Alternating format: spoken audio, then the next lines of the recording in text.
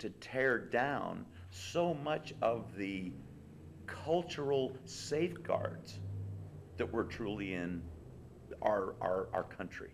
Some of those safeguards were based on the Christian Bible. There's no doubt about that, because so many of the founding fathers were of that faith.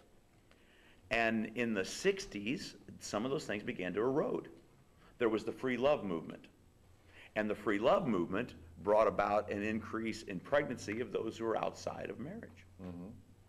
So from that, we decided, well, then now we need to legalize abortion, which we couldn't do through the legislature, so we did through the courts. Oh, that sounds familiar. Oh, never. And so we did that through the courts because we couldn't do it through the legislature, so we did an end around, and as a result, we got abortion. And abortion, the promise was, it was going to bring down unwedded mothers, and it was going to, and we wouldn't be using abortion much. 54,600,000 babies later, we're using abortion quite a bit.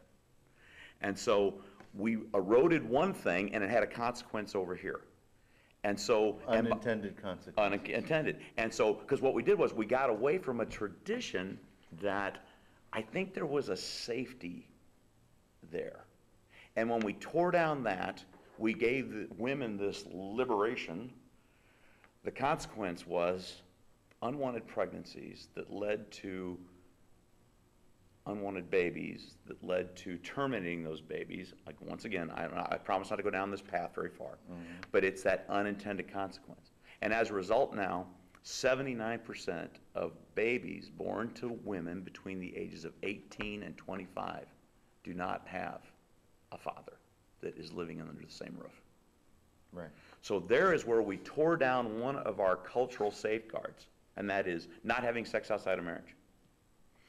It led to one thing that led to one thing that, and by the way, what is the number one thing we find when we study the reason young men join gangs? They're looking for family. They're looking for family. They're looking for father figure. There's a lack of this father figure. So again, there's the unintended consequence. I believe there's a lot of unintended consequences when we tear down. And by the way, there's been other things we've torn down. There's no doubt about that. This is one of the next major, and it is a beachhead. There's no doubt about that. This is a battle. In fact, I just preached a sermon. Look at this. I like this, Jared. How's this? Spiritual warfare, issues facing Christianity. Mm-hmm. And because and I know it's a battle. Now, you and I have agreed to disagree friendly. Like, agree to disagree, agree. Yeah, and so thank you, that was the best quote. And it's a soundbite. We got to have those on the internet, right? Absolutely. But the funny part was, I preached this sermon the day before we met for the first time to even discuss this. Mm-hmm. Because once again, it's my fear is we're tearing this down. Right. And when we tear this down, what will be the consequences out here? We don't ever know. My thing is, do we even need to go there? There's a danger here. And we'll have some more stuff to talk about that.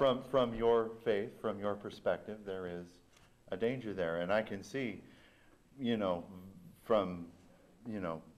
ideal thing would be no sex outside of marriage, and the ideal thing would be. But reality is such that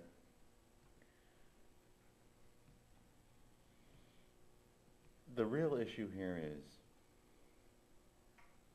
your faith is your faith, and I respect your faith. I respect what you believe, enough so that I've invited you here to do this. Yes, and I thank you, by the way. But by the same token, the person or the two people that are homosexual and getting married have their faith, have what they believe.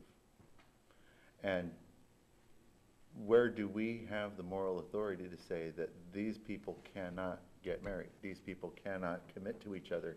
These people cannot put away the promiscuity that they may have been pursuing before to become monogamous with each other.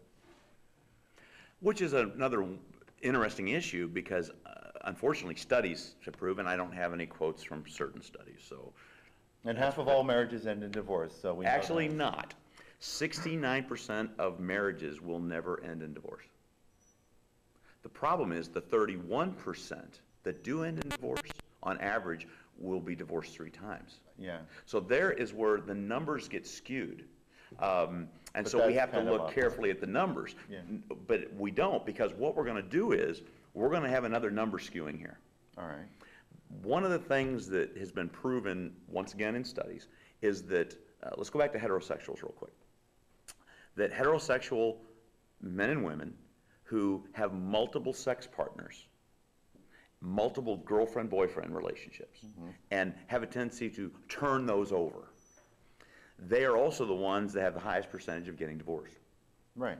Because what they have learned was we can throw a relationship away and live through it. That's why, on average, the person that gets divorced for the first time will get divorced two more times, for a total of 3 divorces, 4 marriages. Scary, isn't it? It is. Because And we're talking about straight people. we're talking about straight people, exactly. And so, and on average, homosexual men, and I'm assuming women, I don't remember if the particular study I was reading spoke of lesbian lifestyle or not. It's definitely spoke of homosexual men. Homosexual men will have between 8 to 12 different sex partners at a very young age. Whereas in heterosexual men, on average, they will maybe have 1 to 3. So That's because women say no.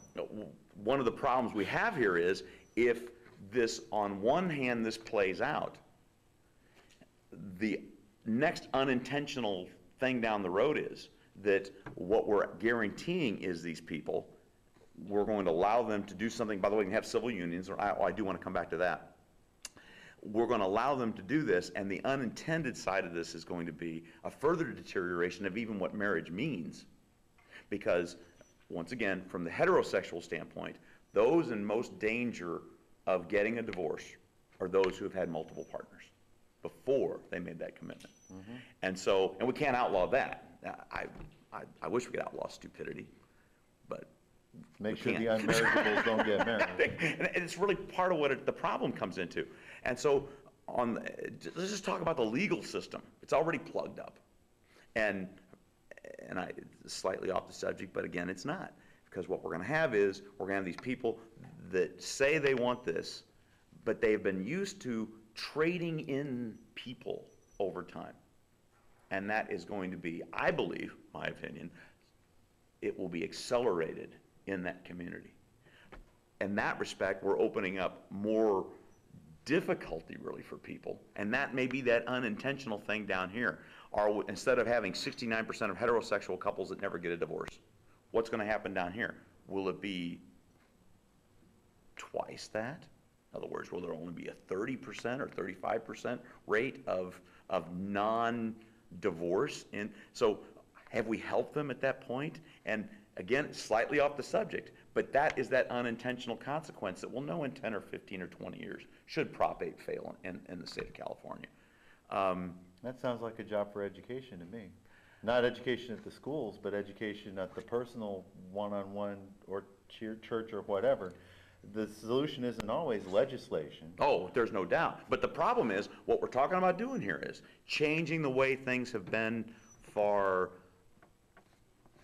ancient Egypt, 4,500 years,